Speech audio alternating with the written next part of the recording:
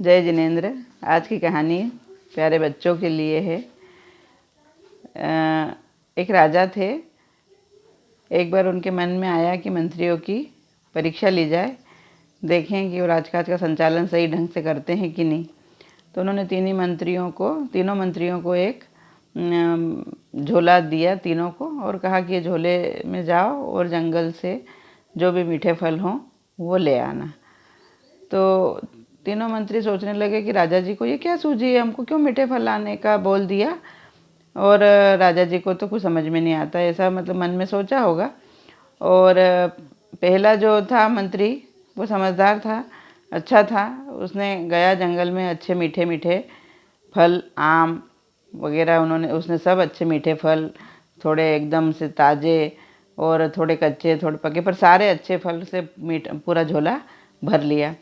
अब दूसरे थोड़ा लापरवाह था, उसने भी मीठे फल तो देखे पर कोई कच्चे, कोई पके, कोई सड़े, कोई नीचे गिरे हुए, इस तरह के फल उसने भी भर लिए, पूरा झोला भर लिया। तीसरा तो थोड़ा आलसी भी था और उसके मन में कोई काम करने की भावना नहीं थी, तो उसने नीचे तो घास फूस, कंकर पत्थर ऐसे भर के सब, और ऊपर थोड़े फल जमा लिए। उसने कहा राजा कहाँ देखने वाले, और राजा को इतना कहाँ समय है, और ऐसा करके वो आ गए।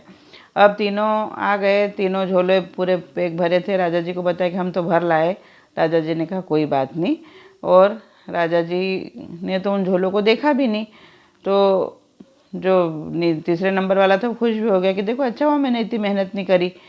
लेकिन राजा जी ने अपने और उससे भी बड़े मंत्री को बुलाया और उनको कहा कि इन तीनों मंत्रियों को वहाँ पर एक कमरे के अंदर तीनों को अलग अलग भर दो, और ये जब तक मतलब कि इनको 15 दिन तक वहीं रहना है, ये जी जाएं तो इनकी मर्जी और चले जाएं तो कोई बात नहीं।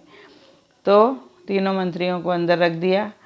तो आप सोच सकते हो जिसके पास मीठे मीठे फल थे वो तो धीरे धीरे करके अपने आप को उसने मज़े से खा लिए और अपने आप को सर्वाइव कर लिया। दूसरे नंबर के इसको भी कुछ दिन तक तो वो उनको कच्चे पक्के फलों से उनका गुजारा हो गया, लेकिन बाद में उसका गुजारा भी ख़त्म हो गया। और तीसरे को तो कुछ नहीं, वो उसके हाल 1-2 दिन बाद ही ख़राब होने लग गए और वो अपनी जीवन लीला उसकी समाप्त हो गई।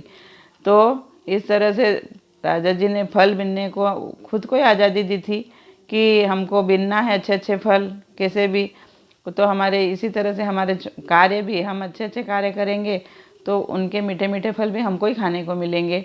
तो हम हमारे मन में तय कर लें कि हम कौन से नंबर वाले बनना चाहते हैं, पहले, दूसरे, तीसरे, क्योंकि हमारे कार्य जो किए गए हैं वही वापस हमारे पास लौट के आते हैं, उनका ही फल मिलता है। तो यह भी हमारा जैसे जीवन है अच्छे अच्छे कामों को करने का, बच्चों के लिए तो विशेष करके तो वो अच्छा है कि मीठे मीठे फल चुनते जाएं, बीनते जाएं, मतलब अच्छे अच्छे कार्य करते जाएं।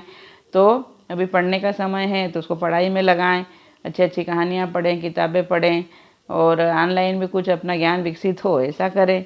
और अपने घर के लॉकडाउन है तो घर के छोटे मोटे काम भी करें, क्योंकि काम करना सीखना ज़रूरी है। आपको खाना बनाने भी आना ही चाहिए, आप कपड़े धोना, बर्तन मांजना, घर के छोटे अपने अलमारी को व्यवस्थित करना, अपने कपड़ों को जमाना, ये सब मतलब काम कभी भी आपको सीखा हुआ आपका व्यर्थ नहीं जाता। कोई सी भी आपने स्किल आपके अंदर डेवलप कर ली तो उसका कभी ना कभी आपको ज़रूर फ़ायदा मिलेगा।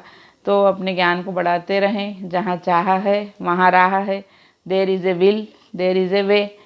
और ईश्वर भी उन्हीं की मदद करता है जो अपनी मदद खुद करते हैं। और इसलिए हमें जीवन में निरंतर अच्छे आगे की ओर बढ़ना चाहिए, और हमारी मेहनत कभी भी व्यर्थ नहीं जाती, हम इस बात को ध्यान रखें। और जो जितनी मेहनत करता है उसको सफलता मिलेगी, क्योंकि मेहनत वो चाबी है जो बड़े से बड़े मतलब कठिन ताले को भी खोल देती है। तो ईश्वर हमारा साथ देगा अगर हमारी मेहनत करने की भावना प्रबल है। तो आज का मेरा यही संदेश है बच्चों, मुस्कुराते रहो और चीज़ें सीखते रहो। और अब तो हमारे को भी ऑनलाइन क्लासेस भी शुरू हो गई है, तो बच्चों को भी पढ़ाना है, उनको भी थोड़ा इंग्लिश का बताएंगे और अच्छा लगेगा उनको बताने में भी, और अपने ज्ञान का कुछ भी उपयोग होगा। Thank you, keep smiling.